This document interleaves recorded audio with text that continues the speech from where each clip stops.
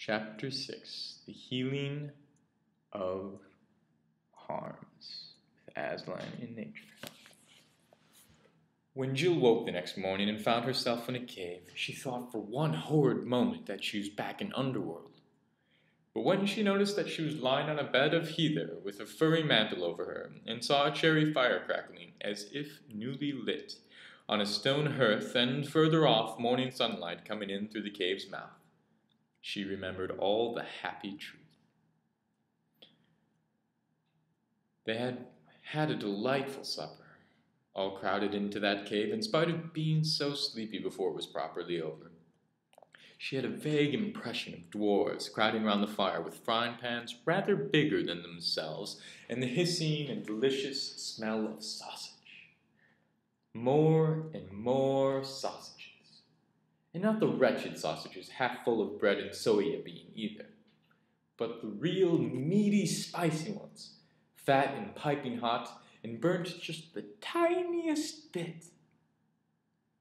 And great mugs of frothy chocolate, and roast potatoes, and roast chestnuts, and baked apples with raisins stuck in where the cores had been, and then ices, just to freshen you up after all the hot things. Jill sat up and looked around. Puddleglum and Eustace were lying not far away, both fast asleep. "Hi, you two!" shouted Jill in a loud voice. "Aren't you ever going to get up?" "Shoo," said a sleepy voice somewhere around here. "Time to be..." Oh, owl. "Shoo, shoo," said a sleepy voice somewhere above her. "Time to be settling down. Have a good snooze. Do.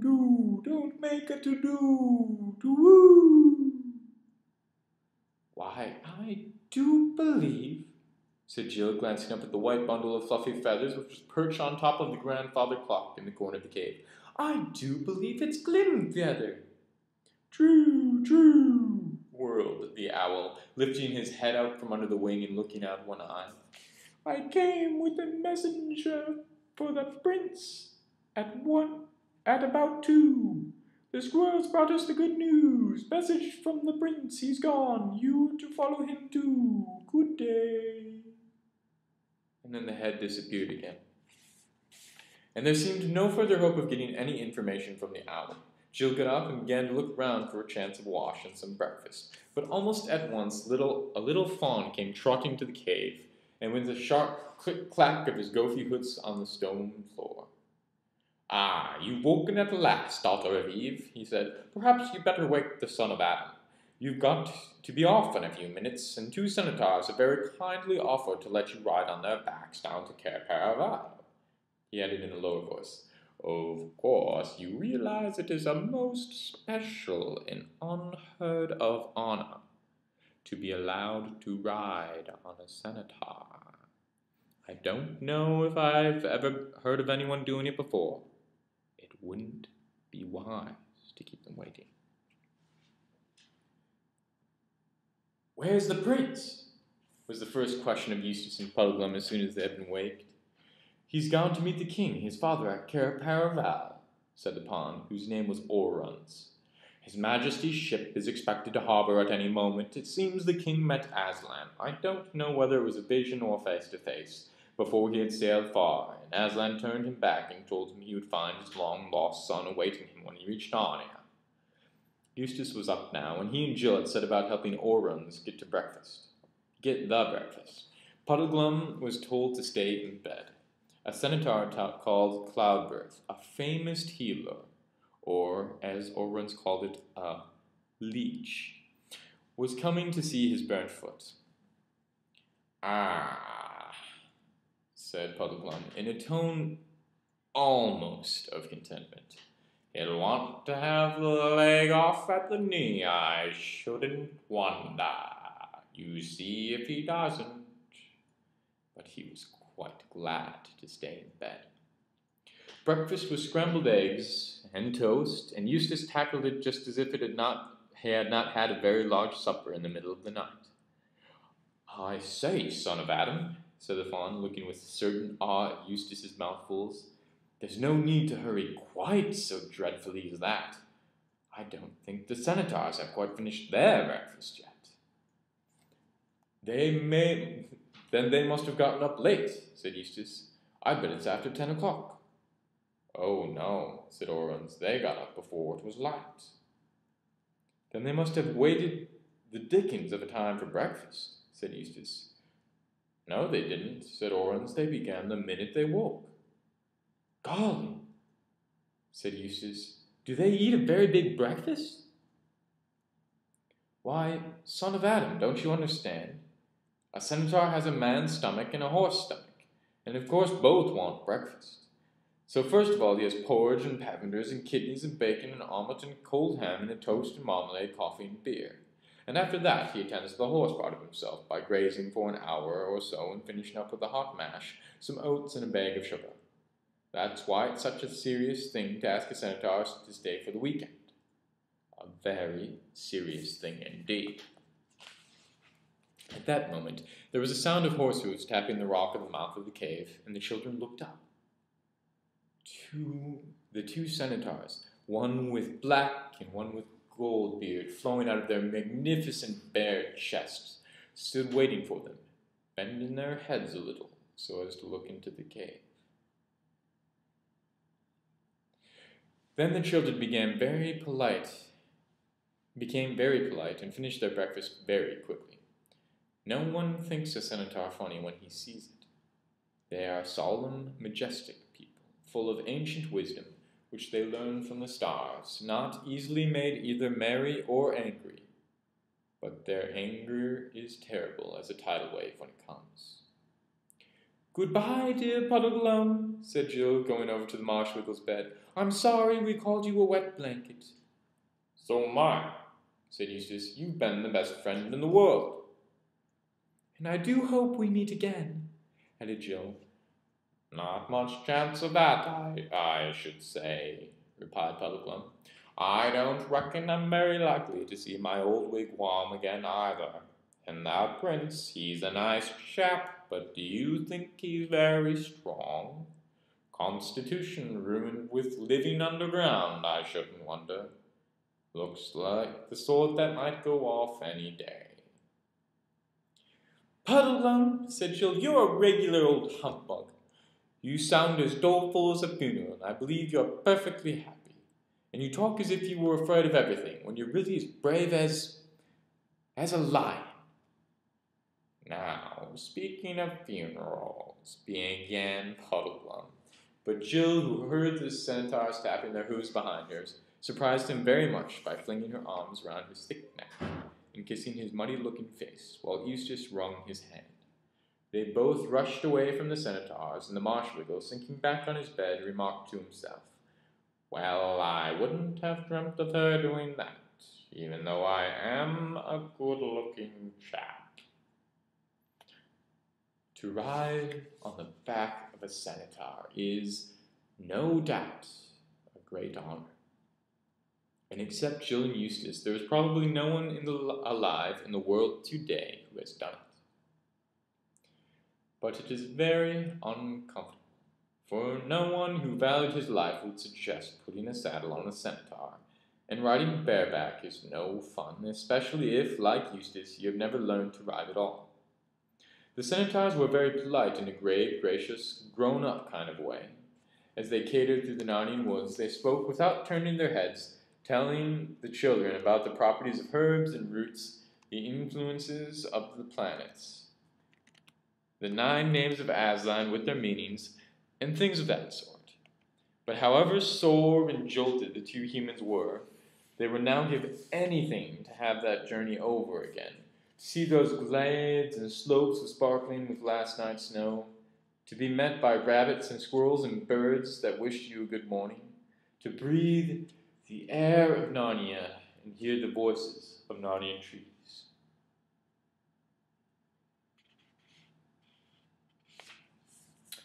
They came down to the river, flowing bright and blue in the winter sunshine, far below the last bridge, which is at the snug, red-roofed, like the little town of Baruna, and were ferried across in a flat barge by the ferryman, or rather by the ferry Wiggle, for it is Marshwiggles who do most of the watery, fishy kinds of work in Narnia. And when they had crossed, they rowed along the south bank of the river, and presently came to Cair Paravel itself. And at that moment of their arrival, they saw that same bright ship which they had seen when they first set foot in Narnia, gliding up the river like a huge bird.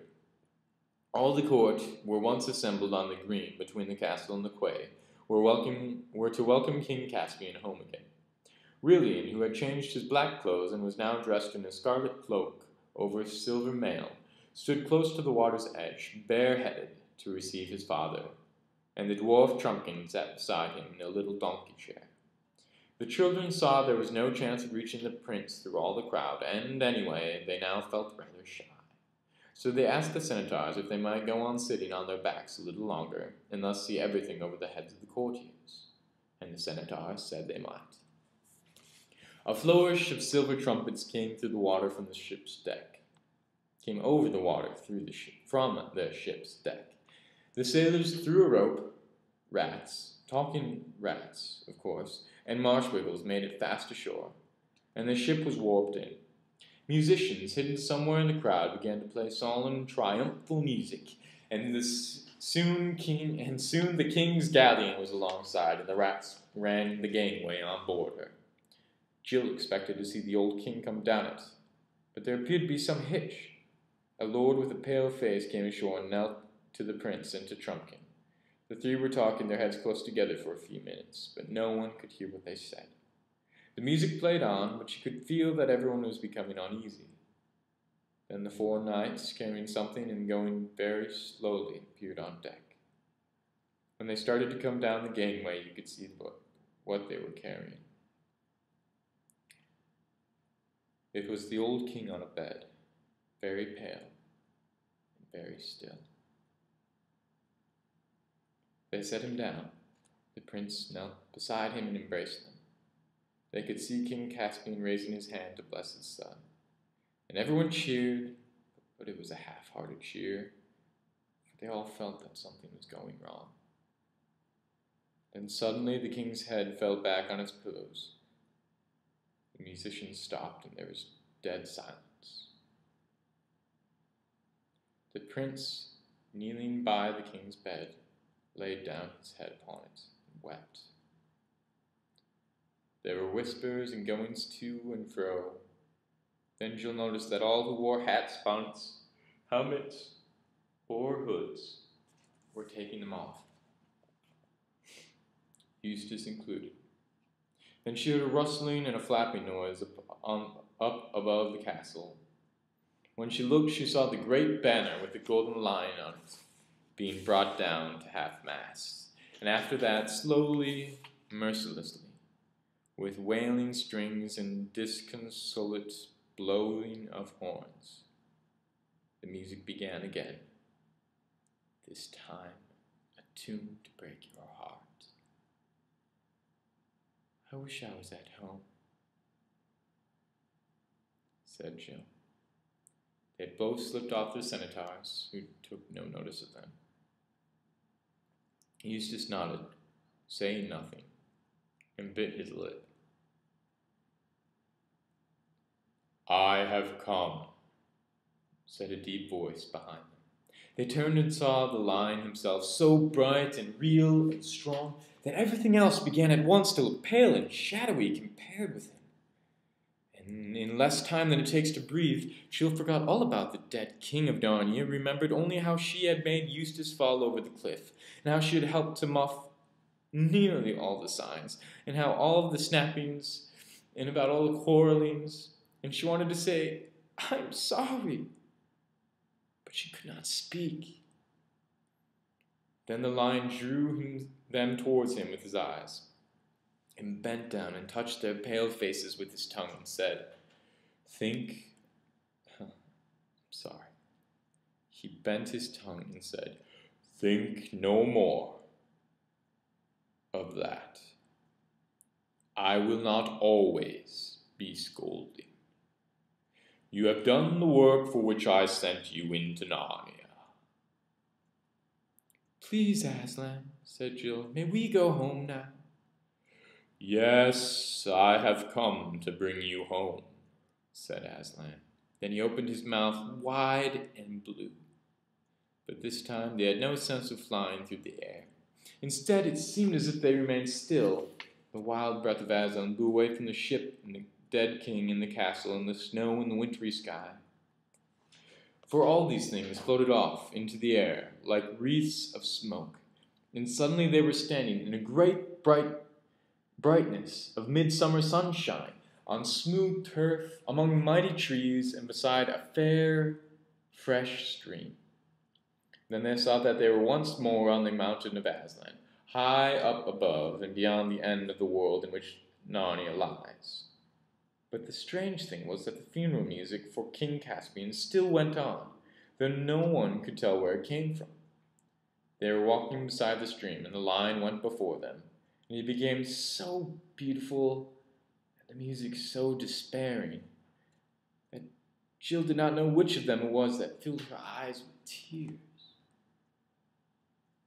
And Aslan stopped, and the children looked into the stream, and there on the golden gravel of the bed of the stream lay King Caspian, dead, with the water flowing over him like liquid grass. His long white beard swayed in it like waterweed, and all three stood and wept. Even the lion wept, great lion tears, each tear more precious than the earth would be if it was a single solid diamond. And Jill noticed that Eustace looked neither like a child crying, nor like a boy crying and wanting to hide it, but like a grown-up crying. At least, this is the nearest she could get to it. But really, as she said, people don't seem to have any particular ages on that mountain. Son of Adam, said Aslan, go into that thicket and pluck the thorn that you will find there, and bring it to me. Eustace obeyed. The thorn was a foot long and as sharp as a rapier. Drive it into my paw, son of Adam, said Aslan, holding up his right forepaw and spreading out the great pads towards Eustace. Must I? Said Eustace. Yes, said Aslan. Then Eustace set his teeth and drove the thorn into the lion's paw, and there came out a great drop of blood, redder than all the redness you could have ever imagined. And it splashed into the stream over the dead body of the king. And at the same moment the doleful music stopped, and the dead king began to be changed. His white beard turned gray, and from gray to yellow, and got shorter, and vanished altogether. And his sunken cheeks grew round and fresh, and the wrinkles were smooth, and his eyes opened. And his eyes and lips both laughed. And suddenly he leapt up and stood before them, a very young man, or a boy. But Jill couldn't say which, because of people not having any particular ages in Aslan's country. Even in this world, of course, it is the stupidest children who are the most childish, and the stupidest grown-ups who are the most grown-ups. And he rushed to Aslan and flung his arms as far as they would go around his huge neck. And he gave Aslan the strong kisses of a king, and Aslan gave him the kisses of a lion, the wild kisses of a lion. At last Caspian turned to the others. He gave a great laugh of astonished joy. Why, Eustace, he said, Eustace! So you did reach the end of the world after all. What about my second best sword that you broke on our sea serpent? Eustace made a step towards him, with both hands held out. But then he drew back with startled expression. Look here, I say, he stammered. It's all very well, but aren't you... I mean, didn't you... Oh, don't be such an ass, said Caspian. But, Eustace looking at Aslan, hasn't he, died? Yes, said the lion in a very quiet voice, almost, Jill thought, as if he were laughing. He has died. Most people have, you know. Even I have. There are very few who haven't. Oh, said Casimir, I see what's bothering you. You think I'm a ghost or some nonsense. Well, don't you see? I would be that if I appeared in Narnia now, because I don't belong there anymore. But one can't be a ghost in one's own country. I might be a ghost if I got into your world. I don't know. But I suppose it isn't yours either, now that you're here. A great hope rose in the children's heart. But Aslan shook his shaggy head. No, my dears, he said. When you meet here again, you will have come to stay. But not now. You must make it back to your own country, your own world, for a while. Sir, said Caspian, I've always wanted to have just one glimpse of their world. Is that wrong? You cannot want wrong things any more now that you have died, my son, said Aslan, and you shall see their world for 5 minutes of their time. It will take no longer for you to set things right there. Then Aslan explained to Caspian what Jill and Eustace were going back to and all about the experimental house. He seemed to know it quite as well as they did. Daughter, said Aslan to Jill, pluck a switch of that bush. She did, and as soon as it was in her hand, she turned it into fine new riding crop. Now, sons of Adam, draw your... Now, sons of Adam, draw your swords, said Aslan, but use only the flat, for it is the coward and the children, not warriors, against whom I sent you. Are you coming with us, Aslan? Said Jill. They shall see only my back, said Aslan. He led them rapidly through the wood. Before they had gone many paces, the wall of the experiment house appeared before them. Then Aslan roared so the sun shone in the sky, and 30 feet of wall fell down before them. They looked through the gap, down into the school shrubbery and onto the roof of the gym, all under the same dull autumn sky, which they had seen before their adventures began. Aslan turned to Jill and Eustace and breathed upon them, and touched their forefinger with his tongue. Then he lay down amid the gap he had made in the wall, and turned his golden back to England, and his lordly face toward his own hands. At the same moment Jill saw the figures, of whom she knew too well, running up through the laurels around them. Most of the gang were there, Adela Pennyfather, and Cholmondeley Major, Edith Winterblot, Spotty Sorner, Big Bannister, and the 2 loathsome Garrett twins. But suddenly they stopped. Their faces changed, and all the meanness, conceit, cruelty, and sneakishness almost disappeared in one single expression of terror. For they saw the wall falling down, and a lion as large as a young elephant lying in the gap, and the 3 figures in glittering cloths with weapons in their hands, rushing down upon them. For with the strength of Aslan in them, Jill piled her crop on the girls, and Caspian and Eustace piled the flats of their swords on the boys so well that in 2 minutes all the bullies were running like mad, crying out, "Murder! Fascist! Lions! It isn't there!" And then the head, who was, by the way, a woman, came running out to see what was happening. And when she saw the line and the broken wall, and Caspian and Jill and Eustace, whom she quite failed to recognize. She had the hysterics and went back to the house and began ringing up the police with stories about a lion escaped from a circus, and escaped convicts who broke down walls and carried drawn swords.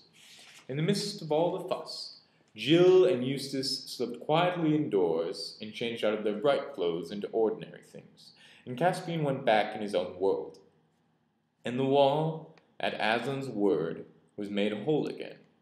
When the police arrived and found no lion, no broken wall, and no convicts, and the head behaving like a lunatic, there was an inquiry about the whole thing, and the inquiry of all sorts of things about the experiment house came out, and about 10 people got expelled.